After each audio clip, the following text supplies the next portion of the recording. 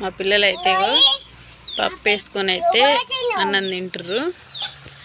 ఎట్లుంది అత్తమ్మ పచ్చడి? ఇష్టంగా నూరుకున్నావుగా కష్టపడి. ఎందుకు కారమా? బాగుందంట, నిజంగా బాగుంది. నేను ఇలాగ ఉప్పు చూసిన కదా, అప్పుడే నాకు నచ్చింది అనమాట. నాకైతే అప్పుడు నోట్లో నీళ్ళు ఊరినాయి, తినాలనిపించింది. తింటున్నాం మేమైతే. పెట్టు,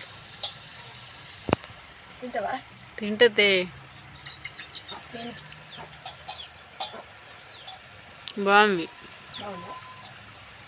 అట్లుంటుంది మన చేతి పచ్చడి, రోటి పచ్చడి.